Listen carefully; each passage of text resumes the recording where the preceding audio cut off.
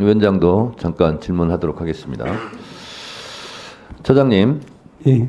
정치인에게는 이런 말이 있습니다. 대중의 이슈를 대중의 언어로 대중에게 말하라. 이런 게 있습니다. 판사는 어떻게 합니까?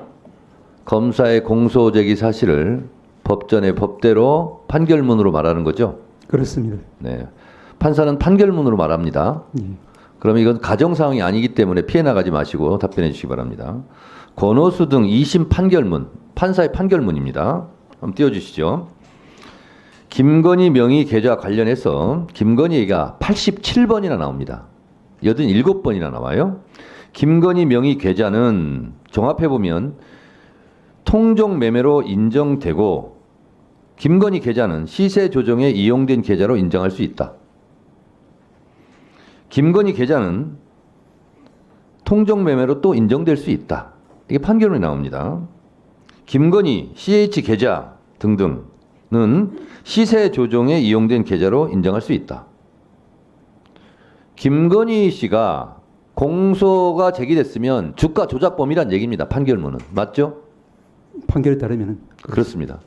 판결에 따르면 김건희는 주가 조작범입니다. 도이치모터스 주가 조작범. 이건 부인할 수 없는 거죠. 권오수 등 판결문에 이렇게 나와 있으니까. 이 판결문대로라면 김건희는 주가 조작범입니다. 맞죠? 다시 말씀드리지만 이 판결에 적힌 내용, 그 판결이 이제 지금 상고심 올라갔습니다만은 상고심에서 변경되기 전까지는 존중해야 된다고 생각합니다. 다만 그 구체적인 내용이 이제 아까 말씀하신 네. 이제 분들의 어떤 관여, 어떤 공모의 자, 정도. 처장님께서 이 판결문대로라면 김건희 씨는 주가 조작범이라고 말씀을 하셨습니다. 지금. 자, 그런데요. 그 남편 윤석열 대통령은 대선 때 김건희 씨는 손해만 봤다. 이거는 선거법상 허위사실 공표죄에 해당됩니다. 왜? 손해 본 적이 없어요. 윤석열 정권의 검찰에서요. 시세 차익을 23억 얻었다. 법무부 자료에 나오는 겁니다. 김건희, 최은순 씨는 23억을 벌었어요. 통정매매 시세 차익을 얻었어요. 주가 조작범이죠. 자, 그런데 손해만 봤다 또 이렇게 얘기했어요. 일시적으로 손해를 본 적이 있나 봐요. 4,700만 원. 그거 다 보전해 줬습니다. 김건희 씨 통장에 그대로 넣어줬어요. 4,700만 원. 액수가 똑같습니다. 김건희 씨는 주가 조작범이고요. 또 1차 주포가 이렇게 얘기해요. 권오수 씨랑 있을 때 수익의 30~40%를 주겠다. 1차 주포에게. 그 얘기를 하는 현장에 김건희 씨도 있었다는 JTBC 보도입니다. 다 공모한 거죠. 자, 2심 판결문은 손모 씨에 대해서 처음에는 1심에서 무죄가 난 이유는 공범으로 봤기 때문에 그건 무죄다. 다만 방조범이다. 이래서 실형을 때렸습니다. 김건희 씨도 공소 제기만 됐으면 실형을 맞는 거죠. 김건희 씨가요. 2010년 그 유명한 8만 주에 12시 3,300에 때려주셈. 이렇게 주문하자마자 7초 만에 김건희 씨 대신계좌증권에서 8만 주를 3,300원에 매도하는 주문이 나왔어요. 이런 뚜렷한 증거가 있는데도 검찰이 기소를 하지 않기 때문에 판사는 판결할 수 없는 거죠. 말씀을 드려도 되겠습니까?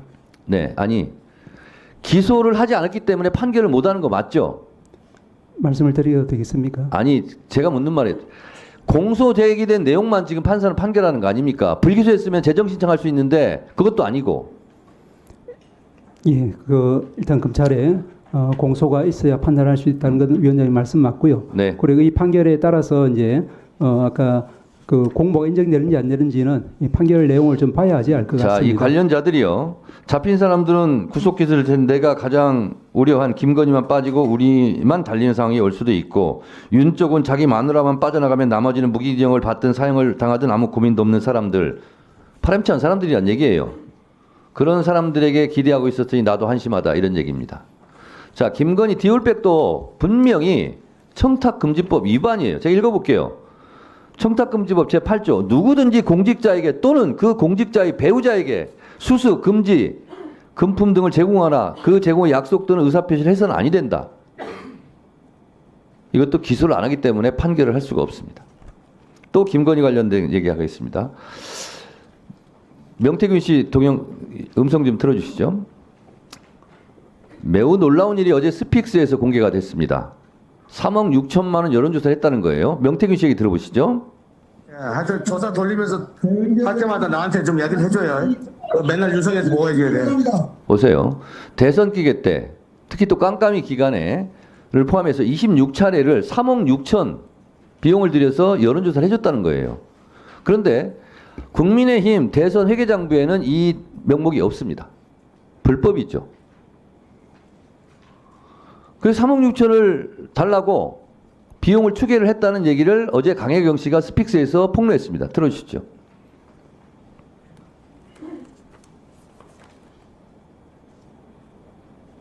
돈 받아올게 해서 끝날 시점에 3월 거의 한 20일경에 그 내역서를 만든 거를 가지고 서울로 올라가셨어요. 네. 그걸 받아올게 하고. 명태균 씨가? 네. 자, 그 내역서의 금액이 얼마였습니까? 3억 6천 정도 됩니다. 3억 6천 정도 되는 대선 기간에 윤석열 대통령을 위해서 여론조사했는데 비공개 여론조사 3,000젠퍼를 자 26회 정도 조사를 한 걸로 제 취재에서는 네. 나왔고요. 그 돈이 한 3억 6천 정도 되니까 받으러 가겠다라고 해서 청구서를 만들어 달라고 했다는 거죠. 네, 네. 그 청구서 만들어 드렸죠. 그 주려고 청구서 한다라고 예, 했었고, 네, 이제 받아올게 해서 청구서를 만들어서 돈을 받아왔습니까? 못 받아왔습니까? 못 받아왔습니다. 연락도 없었고 갑자기 이제 의창구에 보궐선거가 생기니 의창구로 가야 된다. 아, 부랴부랴 선거 준비도 안 돼 있는 상태에서 의창구로 저희가 투입이 돼서 선거 진행을 했고 선거를 치렀습니다.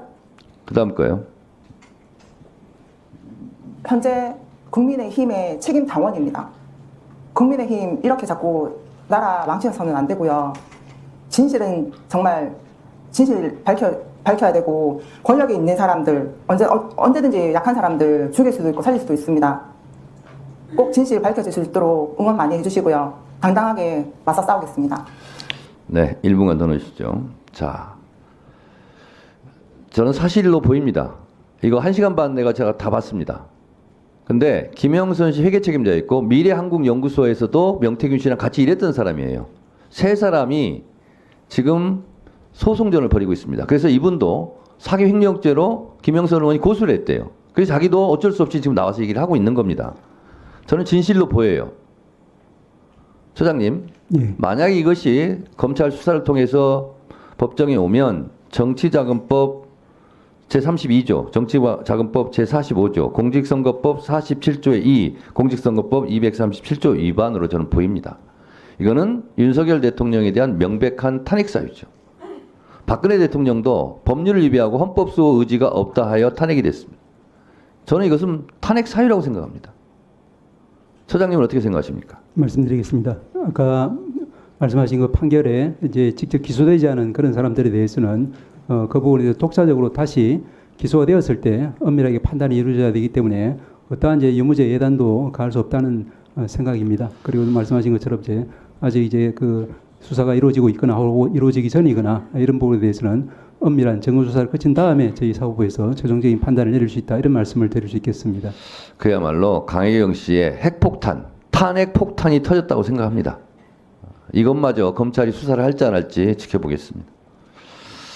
자, 주질의를 마쳤습니다. 만약 윤석열 대통령이 탄핵이 된다면 어디로 돈이 몰리게 될까요? 이런 뉴스들을 보시면서 동시에 부자가 될 수 있다면 믿으실 건가요? 지갑에 단돈 10,000원이라도 있고 시사정치에 관심이 있으신 분들이라면 지금 당장 돈을 벌 결심을 하셔야 합니다. 정치 뉴스를 꾸준하게 잘 챙겨보는 것만으로도 돈을 벌 기회가 있고 또 이미 큰 돈을 버는 사람들이 있죠. 이 사람들의 차이점은 뉴스를 단순히 뉴스로만 보는 게 아니라 실제로 어떤 종목들에 큰 영향을 미치게 되고 그렇다면 어디에 투자를 해야 돈이 몰리게 되는지 알고 있습니다. 월급만으로는 절대 채울 수 없는 부를 축적하고 있는 것인데요. 얼마 전 한강 작가가 한국인 최초로 노벨상을 받았다는 것을 구독자 여러분들 모두 아는 사실일 겁니다. 이때 부자들은 재빠르게 노벨상 수혜주 종목들을 찾았고 그 결과 예스24라는 종목이 순식간에 2연상을 하며 200% 가까이 오르게 되었죠. 저희 구독자 여러분들은 이미 다들 아시겠지만 이 예스24 종목은 저희가 정확히 어느 가격에 매수해야 하는지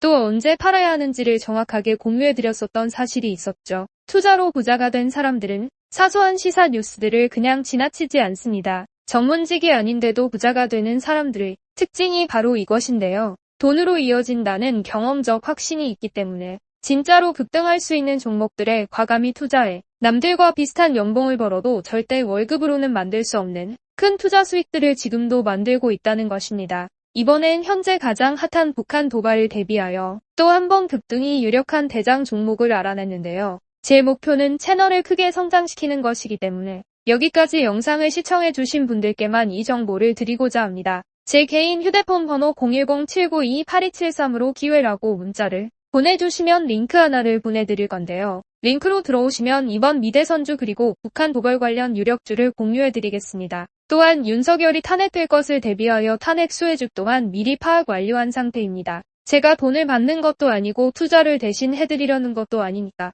어느 시간이든 편하게 문자 한번 주시면 되겠습니다. 단돈 10,000원으로라도 시작해야 하는 게 투자와 재테크죠. 수익을 보시게 될 여러분들께 제가 바라는 것은 딱 하나입니다. 지금처럼 제 채널의 구독과 좋아요를 눌러주시고 새로운 영상을 만들 때마다 시청을 해주시면 됩니다. 제 번호를 꼭 기억해주세요.